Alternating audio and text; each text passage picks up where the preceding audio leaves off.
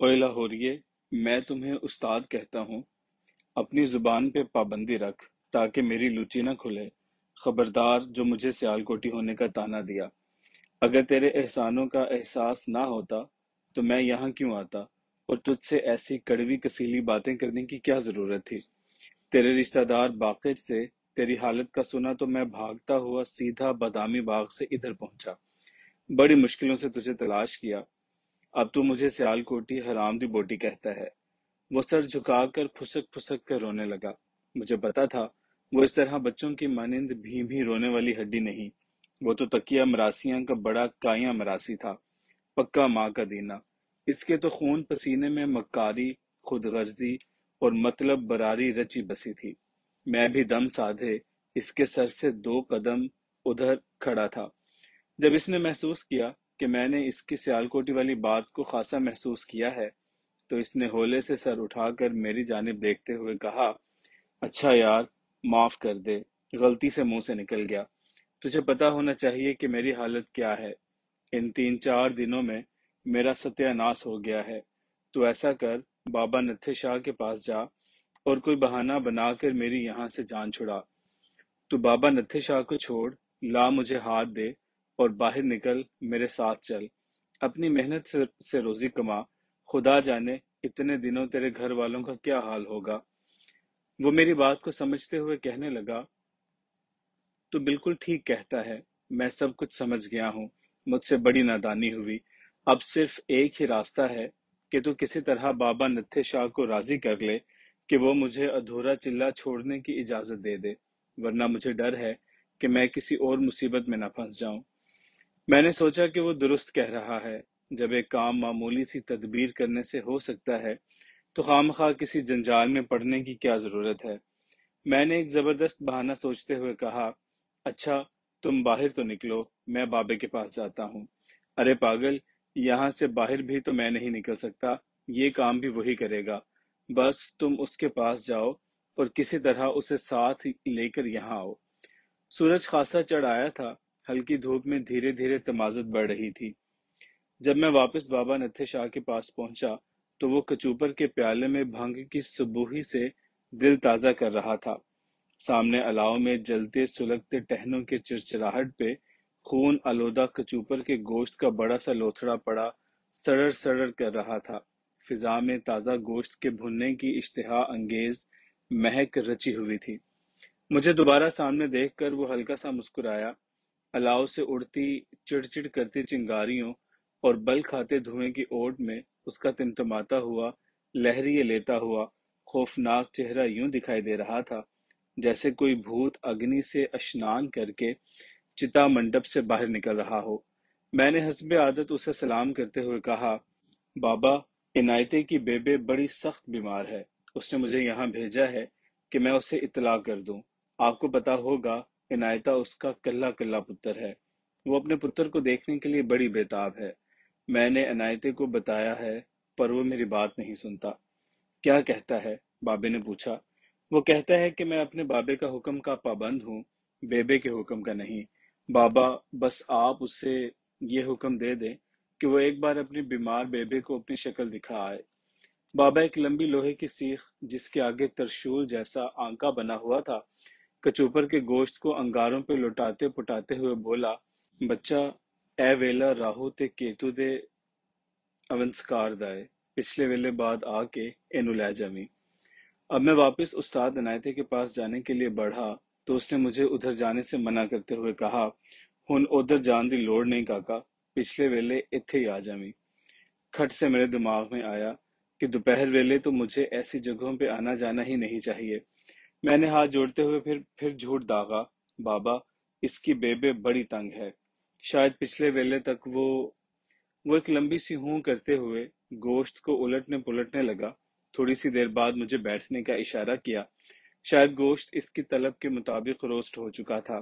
اسی ترشول سے اس نے بھنے گوشت کے لوتھڑے کو اچکا، راکھ دھواں سے اٹی پٹی بوٹیاں بھمبوڑ کر کھانے لگا۔ مجھے متلی سی ہونے لگی۔ اب میں نے آنکھیں نیچے ڈال کر گردن جھکا لی تھی۔ کہتے ہیں کھاتے پیتے لڑتے بھڑتے اور جنسی صحبت و مجامت میں انسان کے اندر کی حیوانی جبلت سوڈے والے مشروب کی مانند چھلکا مار کر باہر ابل آتی ہے۔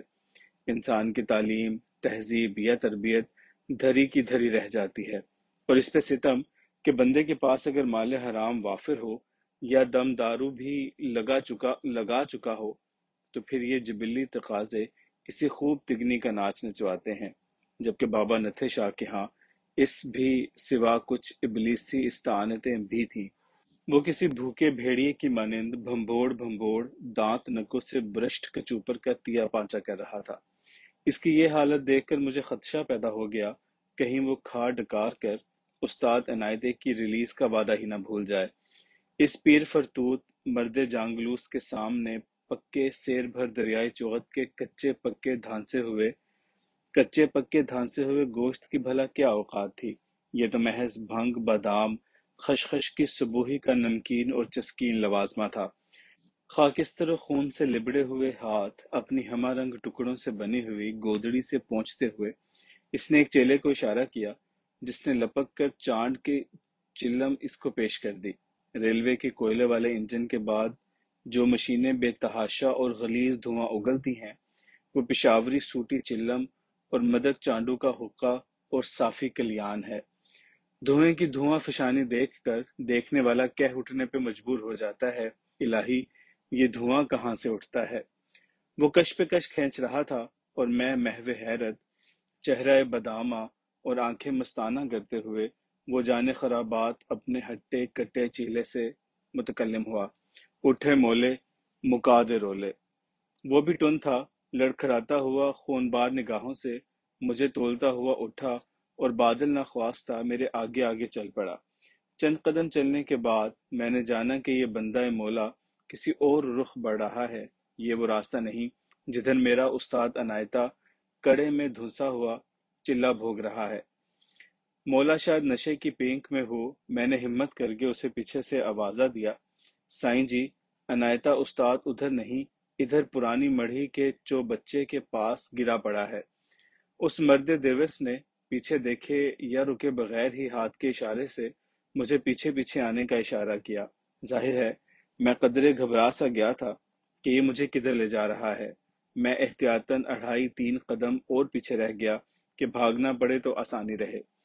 قریب قریب فرلانگ بھر چلنے کے بعد وہ ایک نیم کچے کوٹھے کے سامنے جا رکا۔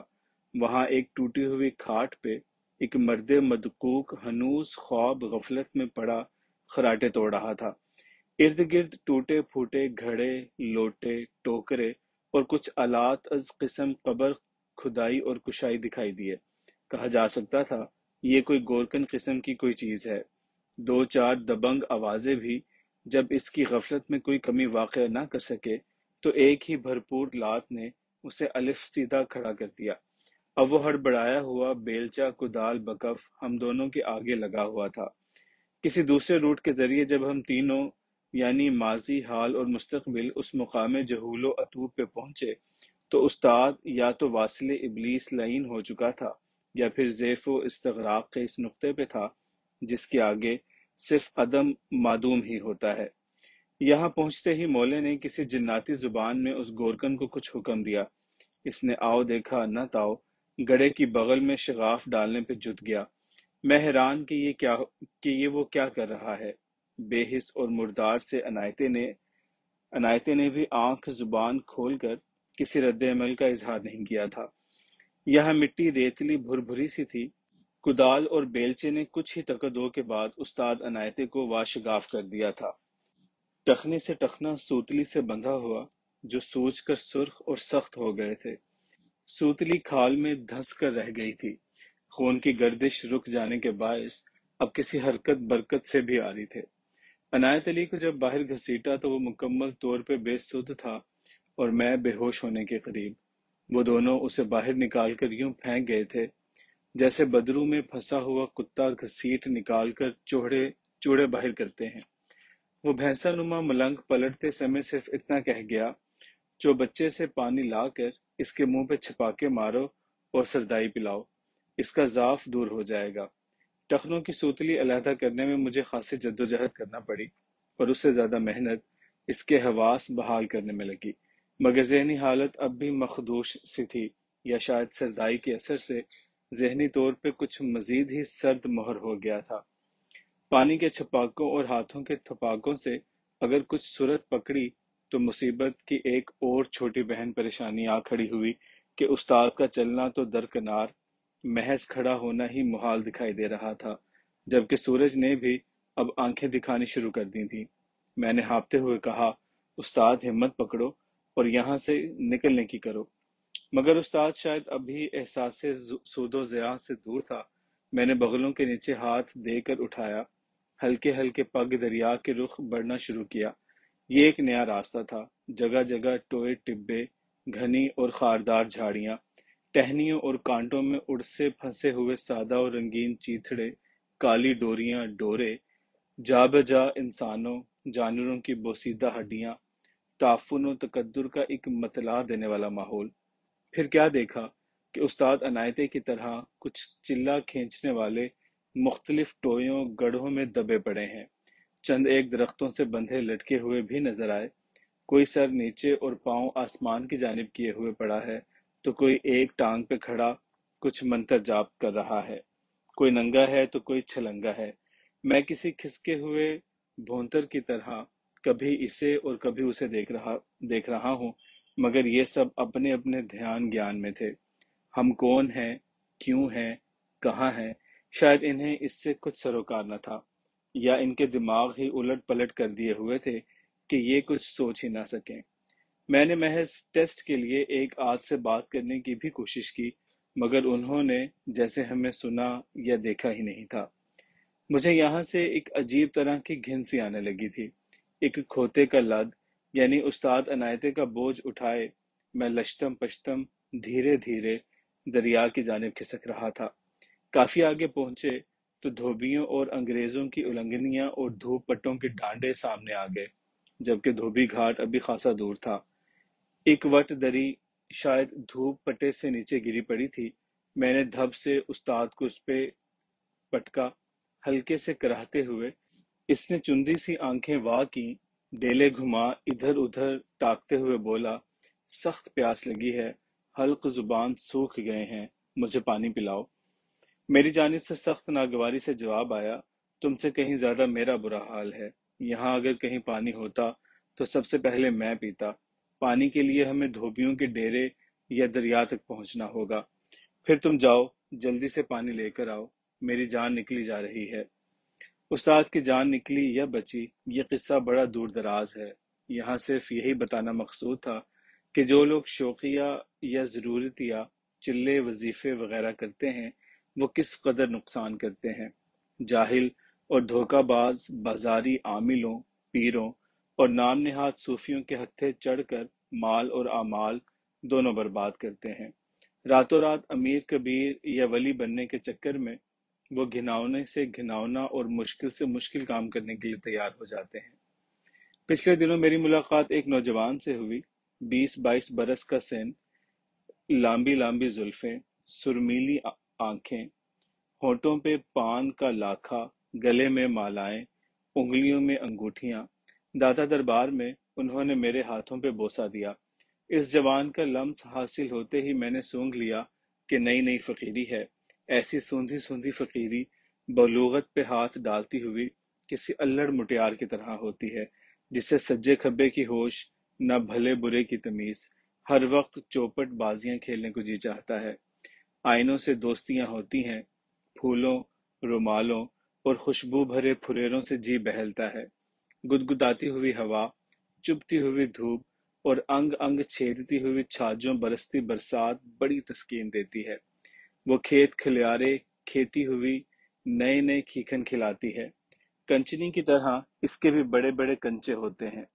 16 श्रृंगार, 32 उबटने, 64 टचकने और 128 सिलोचने।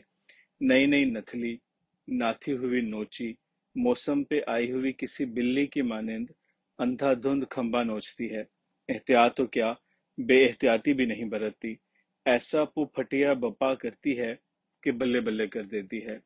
इस नवे फकीर के चंद मजीद पर उतारने से मालूम हुआ, हथ मजदूरी हक हलाल की खाते हैं।